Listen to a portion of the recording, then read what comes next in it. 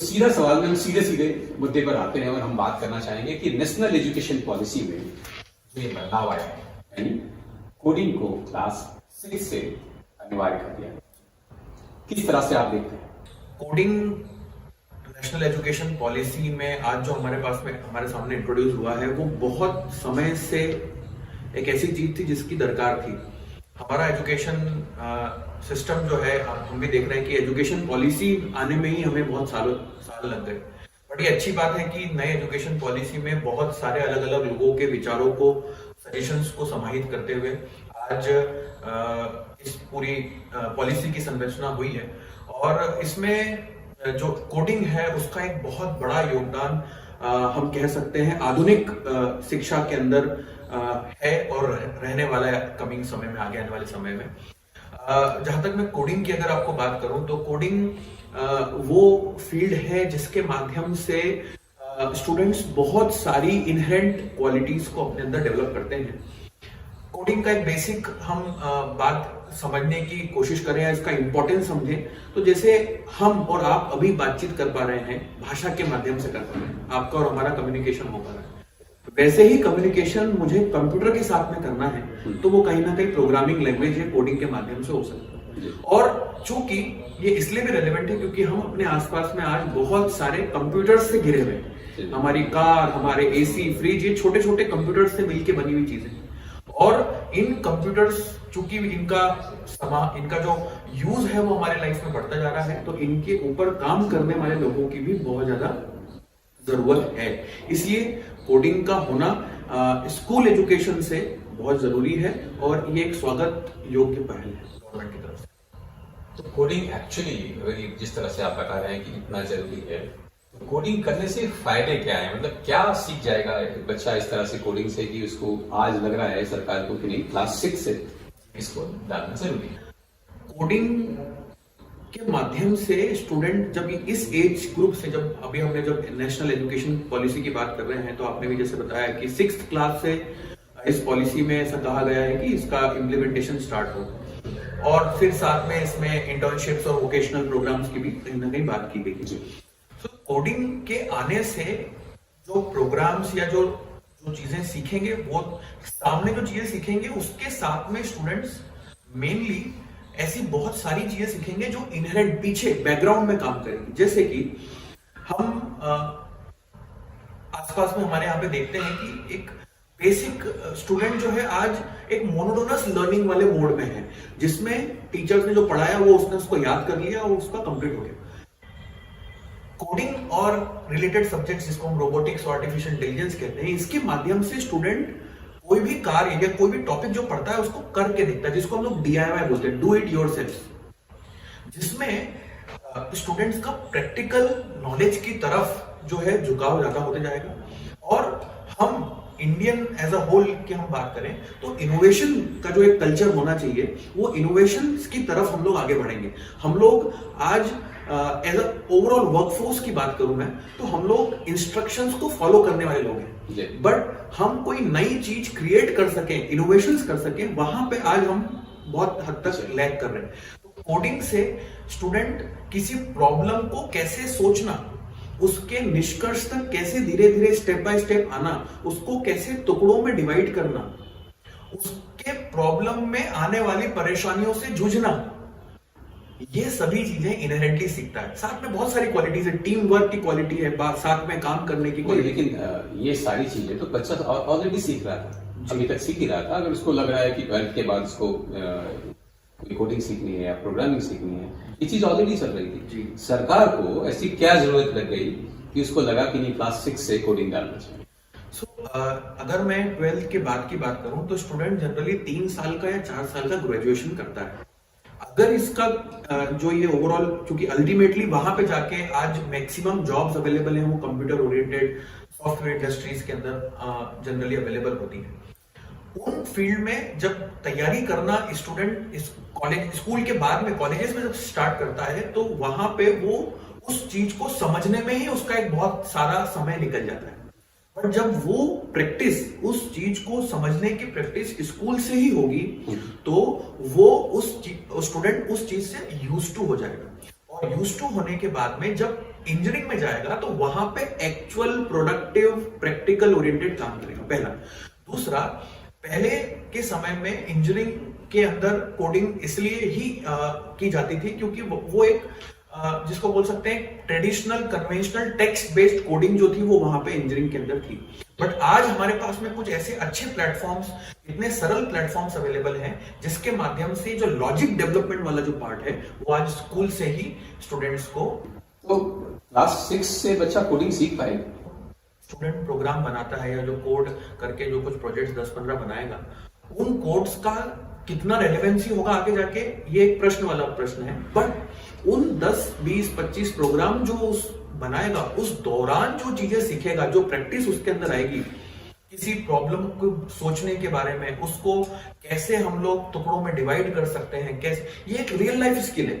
हमारे जीवन में भी हम रोज कहीं ना कहीं प्रॉब्लम से निकलते हैं। और हमारे जो सामाजिक आजकल हम लोग इम्बैलेंसेस देख रहे हैं, बहुत सारे बच्चे अच्छे रिजल्ट्स नहीं आने के कारण अपने आप को कई बार परेशान, अपने आप को दुख देते हैं या किसी और को दुख देते हैं। ये चीजें जो है अल्टीमेटली क्यों हमारे समाज में उत्पन्न हो रही है? क्योंकि बच्चे लोग प्रॉब्लम्स के साथ में जूझना नहीं आता है उनको। तो कहीं ना कहीं ये जो कोडिंग वाली चीज है, या मैं इवन इसको गेम से भी रिलेट करता हूं, जब ये चीज हमारे लाइफ का एक अभिन्न अंग बनता है तो हम अपने लाइफ स्किल्स को भी सीखते हैं। कोडिंग यहां पे इंट्रोड्यूस करने का फायदा यह है कि अलोंग विद दी गेम्स और जो खेल हैं उनके अलावा आज चूंकि बच्चे जो है बहुत टेक सेवी हैं, बच्चों को मोबाइल चलाते, एक 3rd 4th स्टैंडर्ड के बच्चे भी अच्छे से मोबाइल चलाते, टेक्नोलॉजी को समझते हैं। तो वो उनको जब इस चीज से इंट्रोड्यूस किया जाता है तो कहीं ना कहीं उनका इंटरेस्ट भी डेवलप होता है और वो बहुत नई चीजें सोच के इम्प्लीमेंटेशन स्टेज पे। मतलब आपका कहना ये है कि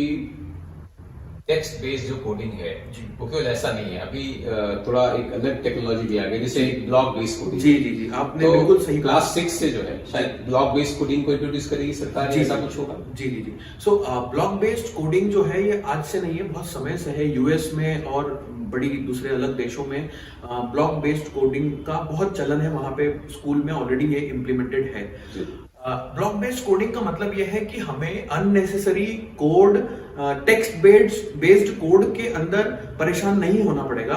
हमें अपने प्रॉब्लम को सोच के उसके अंदर क्या क्या तरीके अपना के उस प्रॉब्लम के सॉल्यूशन की तरफ जाना है, वहां पे हमको फोकस करना होगा। तो उसमें क्या होता है, स्टूडेंट्स मल्टीपल हमारे पास में ब्लॉक्स होते हैं, उन ब्लॉक्स को स्टूडेंट जोड़ता है और जोड़ के अपने लॉजिक्स क्रिएट करना स्टार्ट करता है। तो ये एक सरल तरीका है, क्योंकि ब्लॉक्स हमने आजकल स्कूल के बच्चों को या हमारे घर में भी हम बच्चों को छोटे छोटे ब्लॉक्स बेस्ड कोड भी प्लास्टिक के आपने देखे होंगे ब्लॉक पे, तो उनको जोड़ जोड़ के बच्चे लोग अलग अलग चीजें बनाते हैं। वैसे ही ब्लॉक्स जो है वो अब कोड के फॉर्मेट में आ चुके हैं, उनको जोड़ के हम अपने लॉजिक्स या कोड को इंप्लीमेंट किया जा सकता है। तो ये माना जाए कि चूंकि सरकार ला चुकी है प्लानिंग में, नेक्स्ट ईयर करिकुलम गया है, तो क्या लगता है कि इस लेवल की टेक्नोलॉजी आएगी? टीचर अभी अगर मैं बात करूं, भारत में बहुत सारे सर्वे आए कि कंप्यूटर जैसे सब्जेक्ट में भी अभी वो कमांड नहीं हो पाई। तो आपको क्या लगता है कि टीचर्स इतने तैयार हैं कि जो इस एक कोड सरकार लाएगी और बोलेगी कल से जो है कोडिंग इंपॉर्टेंट है या कोडिंग कंपल्सरी है स्कूलों में, क्या टीचर्स तैयार हैं उसके लिए? नो डाउट आशीष जी, अच्छा क्वेश्चन है। ये नो डाउट हमारे सामने एक प्रॉब्लम जरूर रहेगी, जिसमें कोड जब इंट्रोड्यूस होगा तो जो कन्वेंशनल टीचिंग मेथोडोलॉजीज है वहां पे अभी तक चूंकि कोड नहीं था, तो ये एक नई चीज, जितना स्टूडेंट के लिए नई चीज है उतना ही टीचर्स के लिए भी नया है जी। बट मुझे ऐसा लगता है कि एक प्रॉपर सपोर्ट इंफ्रास्ट्रक्चर क्रिएट करके जो हमारे एग्जिस्टिंग टीचर्स हैं उनको भी हम एम्पावर कर सकते हैं इन नए टाइप की चीजों को डिलीवर करने के लिए, नए टाइप के कोर्स को डिलीवर करने के लिए। और साथ में हमारे सामने एक नई वर्कफोर्स भी तैयार, एक नए एम्प्लॉयमेंट जनरेशन की पॉसिबिलिटी भी तैयार होगी, जिसमें जो इंजीनियर्स या जो टेक्नोक्रेट्स कोडिंग रिलेटेड अपने ग्रेजुएशन करके निकल रहे हैं, उनको भी टीचिंग फील्ड में अपॉर्चुनिटी के रूप में अपना काम करने का, योगदान करने का मौका मिलेगा। वो नॉर्मल कन्वेंशनल सब्जेक्ट्स ना पढ़ाते हुए वो कोडिंग जैसे सब्जेक्ट्स को जो है पढ़ा सकते हैं और बच्चों को इन पूरी चीजों में महारत हासिल कर सकते हैं। बट एक नॉर्मल कन्वेंशनल टीचर भी चाहे कि मुझे इस फील्ड को समझना है या स्टूडेंट्स को समझाना है, तो चूंकि वो इतना सिंपल है कि स्टूडेंट अगर सीख सकता है तो टीचर उसमें अगर एक रिस्पेक्टेबल अमाउंट ऑफ टाइम दे तो वो भी उसको सीख के आगे उस नॉलेज को ट्रांसफर बढ़ा सकता है। लेकिन फिर इसी से एक सवाल निकल के मेरे को आता है दिमाग में कि जहाँ आज अगर मैं बात करूँ भारत जैसे देश में, जहाँ एक बहुत बड़े स्केल में एक अगर आप देखेंगे बहुत बड़े एरिया में आज कंप्यूटर जैसी बेसिक सुविधा भी नहीं है, तो उन जगह पर जहाँ कंप्यूटर जैसी हम एक बेसिक सुविधा नहीं ले पाए हैं, उन जगह पर कोडिंग जैसा सब्जेक्ट जब कंपल्सन हो गया तो पढ़ाना कैसा लगता है, क्या हो पाएगा, संभव है? मुझे लगता है इसका जो इम्प्लीमेंटेशन है वो डे 1 से कंपल्सरीली इम्प्लीमेंटेशन शायद ना हो पाए।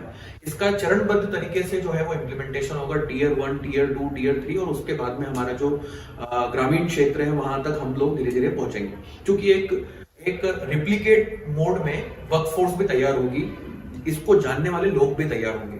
तो ये एक चरणबद्ध तरीके से राइट फ्रॉम टियर 1 से लेके नीचे तक धीरे धीरे आएगी। एग्जीक्यूशन और delivery is the most and important की कंसर्न इस पूरी चीज का है। बट हम ये सोचें कि हम डे 1 से इसको ग्रामीण स्तर तक पहुंचा पाए, वो एक बड़ा प्रश्न है, क्योंकि आपने जैसे एक कंप्यूटर इंफ्रास्ट्रक्चर की बात करी, वो तो हमारे सामने एक बहुत बड़ा चैलेंज है ही, साथ में भाषा, लैंग्वेज भी एक बहुत बड़ा चैलेंज है, क्योंकि कोडिंग जनरली जो है आज इंग्लिश के वर्ड्स को या कीवर्ड्स को यूज करके प्रयोग करके की जाती है। तो ये दोनों मेजर चैलेंजेस धीरे धीरे सॉल्व होते हुए हम लोग देखेंगे और उसके बाद में वो नीचे तक भी पहुंचेगी। कितने समय में पहुंचेगी ये एक बहुत बड़ा प्रश्न है, जरूर है, बट हम लोग इसका एक्चुअल सामने जो इम्प्लीमेंटेशन है वो टियर 1, टियर 2 और टियर 3 सिटीज में स्पेसिफिकली वो स्कूल जैसे कि प्राइवेट स्कूल्स, बहुत सारे स्कूल्स अफोर्ड कर लेते हैं, कंप्यूटर लैब्स होती हैं, तो वहां पे ये चीज हो सकती है। दूसरा, इसका एक अच्छा पॉइंट ये भी है क्योंकि हमारा अब जो मोबाइल इंफ्रास्ट्रक्चर है वो भी बहुत नीचे लेवल तक जा रहा है, हर कोई बहुत सस्ते स्मार्टफोन भी एस्पायर करता है, तो उस टेक्नोलॉजी स्मार्टफोन्स के माध्यम से भी जो है आजकल बहुत सारी अच्छी इंटरेक्टिव एप्स भी आ रही हैं, तो उनके माध्यम से इस कोडिंग को वहां तक भी पहुंचाया। तो बहुत हैवी कॉस्टली इंफ्रास्ट्रक्चर की जरूरत एकदम नहीं है, शुरुआत में मोबाइल से भी स्टार्ट करके इसको धीरे धीरे नीचे तक जी ले जा सकता है। लेकिन फिर अगेन एक बात जो भी आपने बीच में बोली, मुझे थोड़ा अभी भी बहुत कंसर्न है, मेरे ख्याल से जो लोग हमें देख रहे होंगे इस प्रोग्राम के माध्यम से, उनके दिमाग में एक बात निकल के वही आएगी कि पूरी कोडिंग इंग्लिश में, पूरी कोडिंग आई थिंक हिंदी में नहीं है, कोडिंग नहीं है। तो जब भारत जैसे देश में जहाँ हमारी पॉलिसी, एजुकेशन पॉलिसी बोल रही है तो हिंदी माध्यम में पढ़ाई कराएंगे, जो दिया है सरकार ने, तो जब हिंदी माध्यम में या हिंदी मीडियम में वो फोर्स कर रहे हैं, तो कंप्यूटर जैसे सब्जेक्ट में जब बच्चा कोडिंग करेगा तो वहाँ हिंदी कैसे करेगा? मुझे ऐसा लगता है इस वीडियो को देखने के बाद में कुछ इनोवेटर्स, स्टार्टअप्स या यंग माइंड्स ये सोचें कि हम कैसे हिंदी भाषा में कोडिंग लैंग्वेजेस को डेवलप कर सकें। तो आगे आने वाले समय में हम जरूर ये देखेंगे, शायद हमारी मातृभाषा में जो हमारी बोली है उसके अंदर भी कोडिंग या इन टाइप के ब्लॉक प्रोग्रामिंग के टू स्टार्ट विथ, वहां से हम लोग उस टाइप की लैंग्वेजेस को देखें। इंग्लिश ग्रामीण, जहां तक मैं ग्रामीण लोगों की या बच्चों की बात करूं, वहां पे नो डाउट आज बहुत बड़ा चैलेंज है, मैंने आपको पहले भी कहा। तो इंफ्रास्ट्रक्चर के साथ में भाषा का जो एक समावेश है वो वहां तक पहुंचना डिफिकल्ट है, बट जब इंग्लिश के साथ में, मतलब इंग्लिश कोड को हिंदी के माध्यम से एक्सप्लेन करवाया जाए, तो मुझे लगता है कि गवर्नमेंट ये पूरी पॉलिसी को लॉन्च करने के साथ में इसका प्रॉपर मातृभाषा में कंटेंट भी तैयार करके नीचे लेवल तक पहुंचाए, जिससे अगर वो इंग्लिश में भी है बट अगर उसको एक्सप्लेन हम हिंदी में कर रहे हैं तो बच्चों के लिए समझना बहुत ज्यादा डिफिकल्ट नहीं है। क्योंकि मेरा एक एक्सपीरियंस रहा है पिछले 9-10 सालों के अंदर, बहुत सारे ग्रामीण परिवेश के बच्चे भी हमारे पास में आते हैं और जब उनको एक सरल तरीके से इस कोडिंग का इंट्रोडक्शन शुरुआत में किया जाता है तो वो उस चीज में अपने आप को जिसको बोल सकते हैं समाहित करते हुए आगे उसमें डेवलपमेंट करना स्टार्ट करता है। बट फर्स्ट इंट्रोडक्शन बहुत सिंपल और बहुत अच्छे तरीके से होता है, तो वो नो डाउट उसमें आगे काम करता है। कोडिंग को जो प्रश्न एक थोड़ा निकल के आता है कि कोडिंग से क्या फायदा है सिखाने से अभी, और एक एप्रोप्रिएट एज क्या मान रहे हैं इसको? इसमें पहली चीज जो दिमाग में आती है या जो स्टूडेंट पेरेंट्स को समझना चाहिए वो ये कि बैक इंटरेस्ट क्या है कोडिंग सिखाने के प्रति। क्या ये सिर्फ हमारे परिचित ने किसी ने करवाया तो मेरे बच्चों को करवाना है? अगर ये इंटरेस्ट है तो शायद हम कभी भी सेटिस्फाई नहीं हो पाएंगे।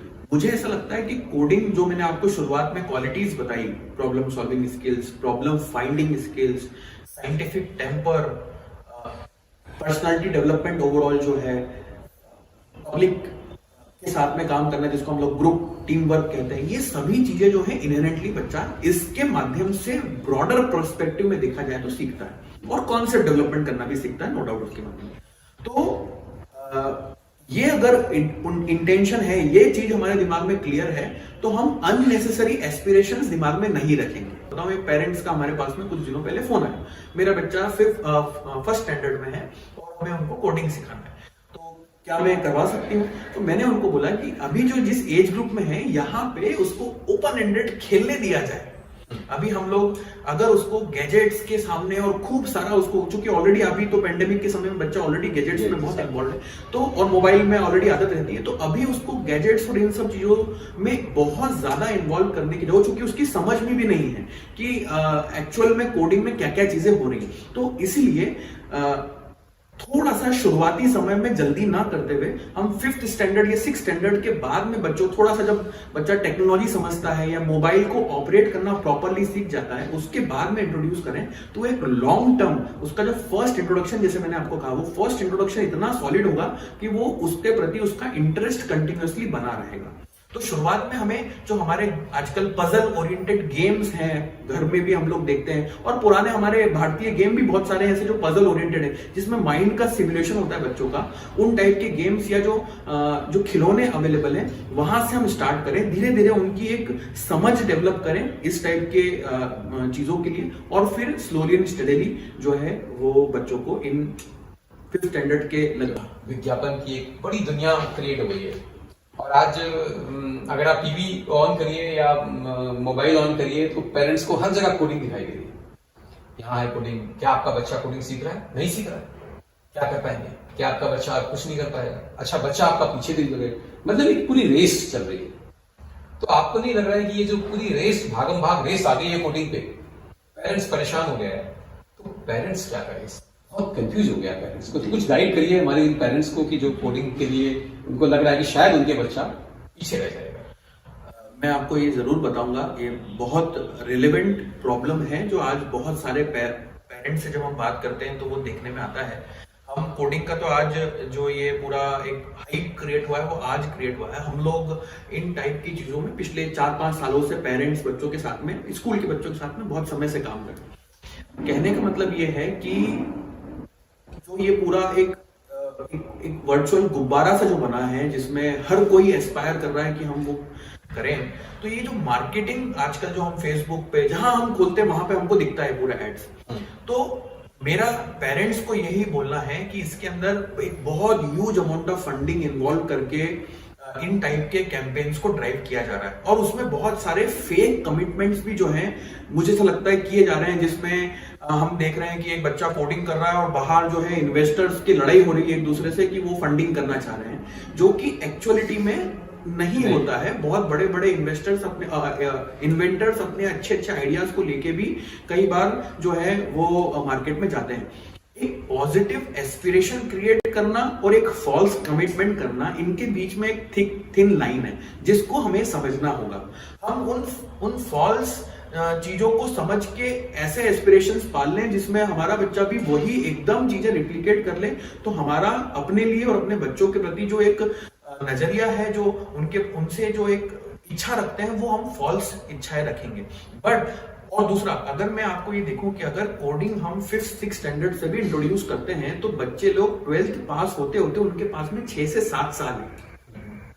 तो अगर ये step by step slowly and steadily अगर होता है तो स्टूडेंट्स जो है उसमें रियल इनोवेटर्स या इन्वेंटर्स की तरफ बढ़ सकते हैं। अभी क्या है कि कि इतनी जो रैट रेस हो रही है, इसमें सभी लोग बहुत जल्दी जल्दी रिजल्ट्स लाना चाहते हैं। तो उसमें क्या हो रहा है कि हम यहाँ पे अगेन अपने बच्चों को रोबोट्स बना रहे हैं, जिसमें एक प्रिस्क्राइब्ड सेट ऑफ इंस्ट्रक्शन है, connect point number A to point number B, point number C to point number D. बच्चों ने पहली बार करा, बहुत मजा आया, खुशी हुई और हो भी गया। बट यहाँ पे जो बेसिक इंटेंट है सीखने का, इनोवेशन की तरफ, क्रिएटिव थिंकिंग की तरफ, वो खत्म हो रहा है। हमने क्यों पॉइंट नंबर ए को पॉइंट नंबर बी से कनेक्ट किया, क्यों हमने ब्लॉक नंबर ए को ब्लॉक नंबर डी से कनेक्ट किया, ये प्रश्न अभी भी अधूरे हैं सॉल्व नहीं। इसी कारण जब हम 10 प्रोग्राम स्टूडेंट्स को बनाना सिखाते हैं, वो 10 तो प्रोग्राम बना लेंगे, जब आप 11वां प्रोग्राम बनाने के लिए कहेंगे तो वो शायद उसको अचीव या बना नहीं पाएगा। तो हमें जो भी इस पूरी एक्टिविटी में जो हम इन्वॉल्व होना भी चाह रहे हैं, तो हम एक्चुअली में जो हिडन चीज, जो आप analytical thinking, problem solving skills, इन स्किल्स की तरफ हम फोकस करवाएं, बच्चों को थोड़ा सा सोचने दें, जूझने दें और सॉल्यूशन की तरफ आने दें। तब जाके वो जो चीज सीख रहा है उसमें भी रिजल्ट पा पाएगा और अपने लाइफ के अंदर भी वो चीजें चेंजेस। यानी आप बोल रहे हैं कि ये जो पूरा एक सिनेरियो क्रिएट हुआ है पेरेंट्स के सामने, ये एक्चुअली एक आर्टिफिशियल सिनेरियो क्रिएट हुआ है।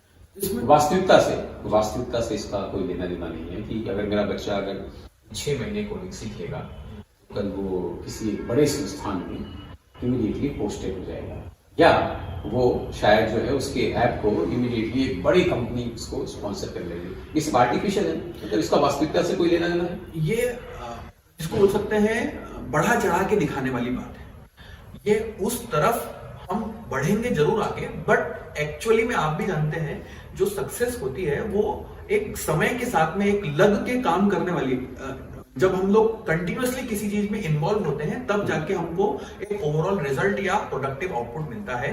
तो इन चीजों से जो पिक्चर क्रिएट की जा रही है कि वो कुछ ऐसा सडन ट्रांसफॉर्मेशन हो जाएगा या एक ऐसी चीज हो जाएगी, कल बिल्कुल लाइन लग जाएगी, आपकी ऐप जो है कल हजारों लाखों लोग डाउनलोड कर लेंगे, अगर ये सोच है, इन ये पर्सपेक्टिव अगर बन रहा है तो ये गलत है। नो डाउट उस तरफ हम फर्स्ट फ्यू स्टेप्स लगेंगे।